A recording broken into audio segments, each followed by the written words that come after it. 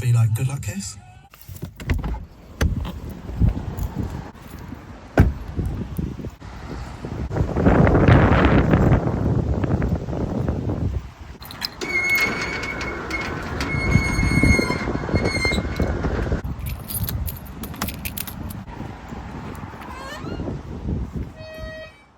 So I'm in the pro shop this morning, which is a bit of an unusual location to be filming a vlog.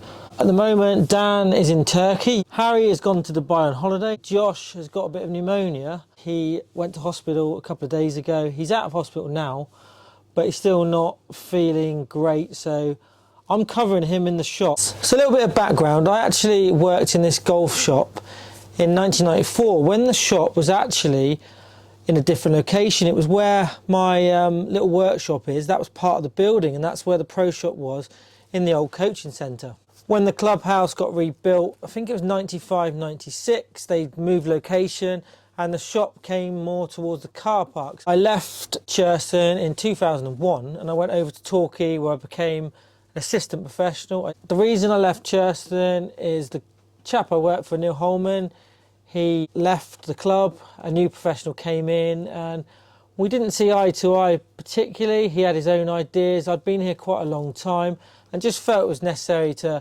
make a change and change locations. First bit of advice for anybody thinking of turning pro, I wouldn't recommend that you actually turn pro at the golf club you play at. Unless you're an elite amateur, then you don't probably get the respect that you'd get if you went somewhere else where people have only ever seen you as being a pro or an assistant professional, not that snotty-nosed little junior. So that is the reason I'm filming in the pro shop, and it links quite nicely in with this video.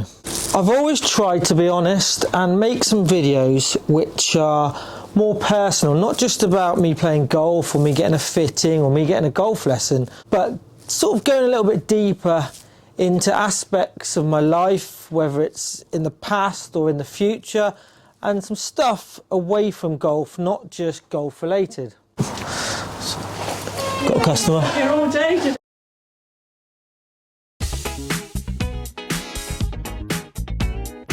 I know you're a professional, but why aren't you a golf professional now?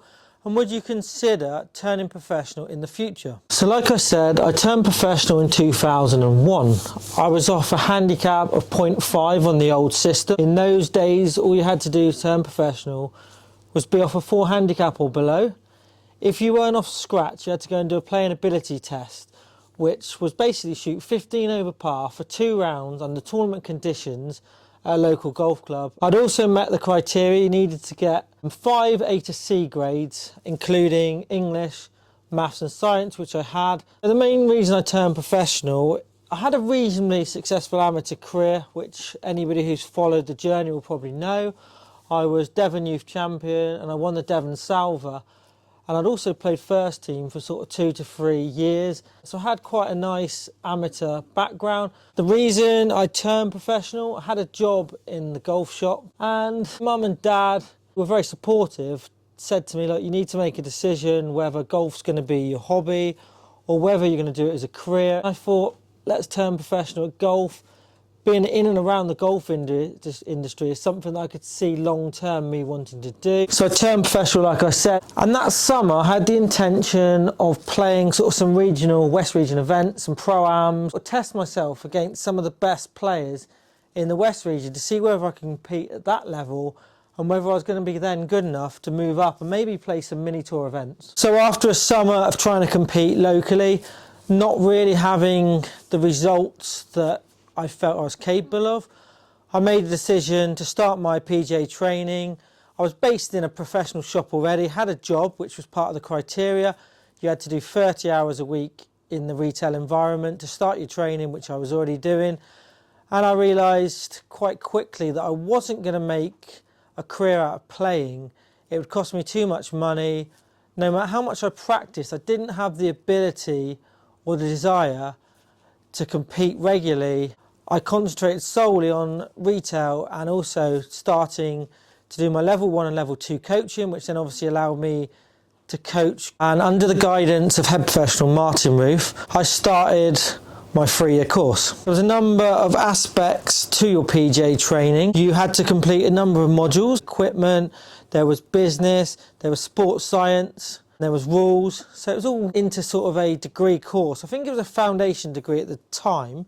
One of the criteria as well was you had to play in a certain number of tournaments and you had to post scores of a certain level. Over the duration of my training, my golfing ability started to really sort of decrease. Worse player after I turned pro after 2 or 3 years than I was before I turned pro, when I was a decent amateur in Devon and I was practicing and playing more regularly.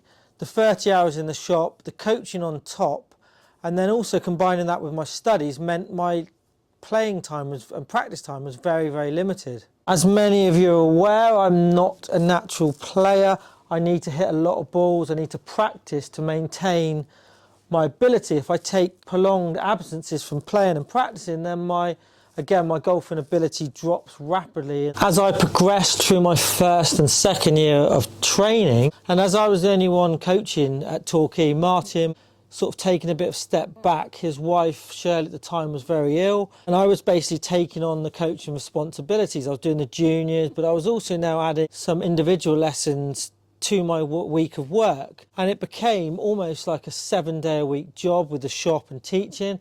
I was still trying to play. That's when I started to have a few yips in the short game with regards to chipping and then putting. The scores were getting higher, and I got to position where I didn't want to compete anymore. I found it hard going to a pro-am, and people were paying at the time, what, 60, 70 pounds per person to play with me, and me being the pro, and just felt I was letting people down. I was letting teams down. They had no chance of winning with me as a professional. Playing golf full time is really, really tricky and really, really competitive. You've got some great golfers even playing regionally, and I was never at that level. Because I was playing so badly, it had the reverse effect that I didn't want to play and I didn't want to practice, which again is not helpful to improving your game, whereas I should have actually seen that as, right, you need to put some more time and more effort into your game to try and get to a half decent level that would make you want to compete. Don't get me wrong, I did really enjoy the retail aspect. Being in a golf club environment and being around golf every day is something that I enjoy and still enjoy to this day. And teaching, that was my sort of real passion. I particularly teaching junior golfers, they're like sponges, so everything you tell them they absorb, they go off and practice. And I had some really good results as a coach that I'm really proud of to this day. However, my main passion, the main reason for turning professional was to play golf. I lost that passion to play, as I previously said. And after 3 or 4 years of being in a position of teaching, working in the shop, and not playing as much golf, I almost fell out of love with golf. That was the time then to make a major decision. And the major decision, as some of you will be aware, was to actually apply for my amateur status back, to stop working at the golf club, at Torquay Golf Club. So I handed in my 3 months notice. I felt that I had to make that decision for myself, look to change careers and change the path that I was on to make myself happy and to get that love back of golf, which I'd sadly lost along the way. So in those days I had to apply for my amateur status back to the R&A. You had to state how much money you'd earned from golf by playing. Thankfully, well, not thankfully, depends how you see it, I guess. I'd only won one big cheque, which was £1,250 when I won the South West Foursomes Championship as a pro. I had a couple of decent pro-am finishes, but my earnings were relatively low. So the R&A gave me a 2.5 year period that I had to serve before getting full amateur status back. I was lucky enough that Churston decided to give me a sort of club handicap, and I was able to compete in club competitions, but not playing county or regional events. It was completely limited to playing at the golf club in like the Wednesday Medal or the Saturday Stableford, and that was what I did for a couple of years. Ironically, I couldn't find a job out of golf, and from Torquay I then went down to the driving range at Goodrington.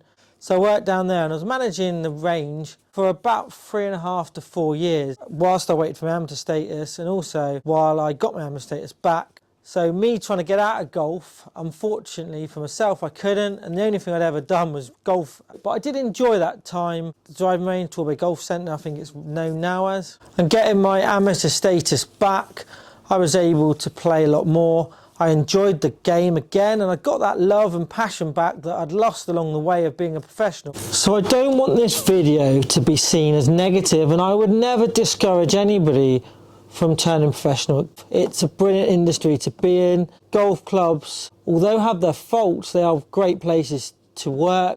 Being a golf pro was, in those years, was some of the best of my life, and I still enjoy the odd shift in the shop. And when I went back as an amateur, you'll all be aware that I worked for Dan. I managed the shop at Staddon firstly, and then when we moved to Torquay, I managed the Torquay shop for sort of 4 to 5 years again. And that brings me back to the question, would I turn pro again? Have I considered turning pro? It's a tricky question. I have, I'm not going to lie, over the last couple of years, I've got the handicap where I can turn professional, and obviously it would open up some opportunities if I was a professional. I'd better film at golf clubs more. You can play for nothing as a professional. That's one of the main advantages of being a pro. You can go to other courses and you get courtesy. I'd then be able to teach as well, so I'd be able to earn an income through teaching, and also sponsorship opportunities in the future. Being a professional golfer, I certainly think helps when you're looking for sponsors. Would I want to work in retail again? Probably not. And would I want to work in a golf shop?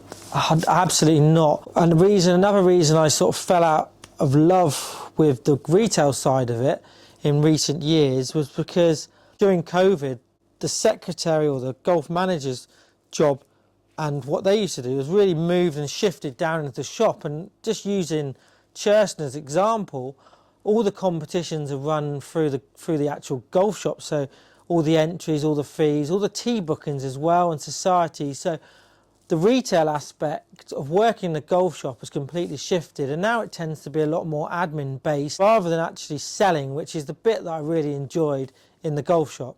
So would I turn professional again? Oh, absolutely. And it's something I'm not going to rule out. If I can get my golf back to a decent level, if I feel that I want to do the training again, that I've got the finances to do it at the time, then I would probably do it. And I do miss coaching. That is an aspect of it that I really do miss, and helping out golfers and making them improve. To me, there's nothing better than that. Also, getting new people into golf is a great thing as a golf professional, to see those people develop and to get as much enjoyment out of the game as what you have yourself. But at the moment, I'm really enjoying the YouTube, making videos, creating content, and I've got lots of ideas. And I'm grateful for everybody who watches, all of you that subscribe to the channel as well. Thank you so much. May not be a straightforward answer. Would I turn professional again? It's not out of the question. And if it will help me financially and in my personal life, then it's something that I would definitely consider. But at the moment, I'm enjoying making YouTube videos. I enjoy playing amateur golf with my friends. And that is where at the moment I'm going to remain as an amateur golfer. And hopefully, through Destination Scratch, I will achieve my goal this year of getting a scratch handicap, and also if I can do it quickly enough to enter the Open, which will also have some content built around. Thanks for watching the video. Remember, hit that subscribe button, like this video, comment below, all comments are answered. And if you've got any more questions or any topics you want me to talk about in the future, then also hit them in the comment section. And I will, like I said, I'll answer any questions about my life, personal or golfing wise, as I can. Thanks for watching.